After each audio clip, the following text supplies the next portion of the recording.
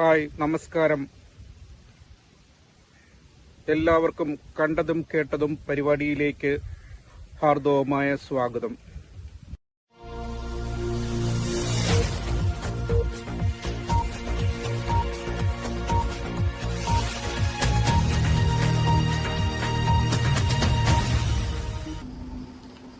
Pop Francis പാപ്പ കാലം ചെയ്തു. ഈശോ സഭയിൽ നിന്നുള്ള ആദ്യത്തെ മാർപ്പാപ്പയാണ് ഫ്രാൻസിസ് മാർപ്പാപ്പ. സാഹോദര്യത്തിന്റെയും സ്നേഹത്തിന്റെയും പ്രതീകമായിരുന്നു ഫ്രാൻസിസ് മാർപ്പാപ്പ.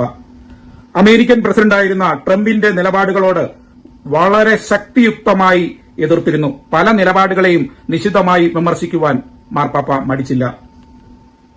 വിട പറയുന്നത് ഏതാണ്ട് 88-ാം വയസ്സിലാണ്. സഭയുടെ തെറ്റുകൾ ഏറ്റുപറഞ്ഞ മാർപ്പാപ്പയായിരുന്നു ഫ്രാൻസിസ് പാപ്പ. ലളിതമായ ജീവിതത്തിന്റെ മാതൃകയായിരുന്നു ഫ്രാൻസിസ് പാപ്പ. ജനനം 1936 അർജന്റീനയിൽ ആയിരുന്നു. 1969 കത്തോലിക്ക വൈദികനായി. 2001 കർദിനാൾ പദവിയിലേക്ക് അദ്ദേഹം ഉയർത്തപ്പെട്ടു. 266-ാമത്തെ മാർപ്പാപ്പയാണ് ഫ്രാൻസിസ് മാർപ്പാപ്പ. മത, രാഷ്ട്രീയ, സാമൂഹിക, സാംസ്കാരിക നേതാക്കളെല്ലാം ഫ്രാൻസിസ് പാപ്പയെപ്പറ്റി ഓർക്കുന്നത് വളരെ വികാരാധീനമായിട്ടാണ്. വളരെ ലളിതമായ ജീവിതം നയിച്ചിരുന്ന ഒരു മാർപ്പാപ്പയായിരുന്നു ഫ്രാൻസിസ് മാർപ്പാപ്പയെന്ന് പലരും അഭിപ്രായപ്പെട്ടു. എല്ലാ മതവിഭാഗങ്ങളെയും ചേർത്ത് പിടിച്ച് എല്ലാവരെയും ഒരു കുടക്കീഴിൽ അണിനിരത്തിക്കൊണ്ട് പോകുവാൻ അദ്ദേഹം കാണിച്ച തീഷ്ണത പലരും എടുത്തു പറഞ്ഞു. വലിയ മാറ്റങ്ങളുടെ ഒരു വ്യക്തിയായിട്ടാണ് പലരും അദ്ദേഹത്തെ കണ്ടിരുന്നത്.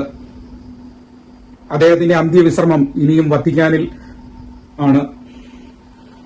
ലാറ്റിൻ അമേരിക്കയിൽ നിന്നുള്ള ആദ്യത്തെ മാർപ്പാപ്പയാണ് അദ്ദേഹം. വധശിക്ഷയെ പാപ്പ വളരെ നിശിതമായി വിമർശിച്ചു. വധശിക്ഷ പാപമാണെന്നും അത് നിർത്തലാക്കണമെന്നും അദ്ദേഹം പല ലോക നേതാക്കളോടും അപേക്ഷിച്ചു. യുദ്ധങ്ങളെ അദ്ദേഹം എതിർത്തിരുന്നു. സമാധാനത്തെ എല്ലാവരും പുൽകണമെന്ന് അദ്ദേഹം ലോക നേതാക്കളോടെല്ലാം അദ്ദേഹം അഭ്യർത്ഥിച്ചു. വത്തിക്കാനിലെ കൊട്ടാരം ഉപേക്ഷിച്ച് അതിഥി മന്ദിരമായ അവിടുത്തെ സാധാരണ മുറിയിലാണ് അദ്ദേഹം ജീവിതകാലം കഴിച്ചുകൂട്ടിയത്. അത്രയ്ക്ക് ലളിതമായ ജീവിതം നയിച്ചിരുന്ന ഒരു മാർപ്പാപ്പയായിരുന്നു ഫ്രാൻസിസ് മാർപ്പാപ്പ. സമൂഹത്തെ കാർന്നു തിന്നുന്ന തിന്മകൾക്കെതിരെ ശക്തമായി നിലപാടെടുത്തിരുന്നു ഫ്രാൻസിസ് മാർപ്പാപ്പ. സമൂഹം മാറ്റി നിർത്തിയിരുന്ന ആളുകളെ ചേർത്ത് പിടിക്കുവാൻ അദ്ദേഹം മടിച്ചില്ല.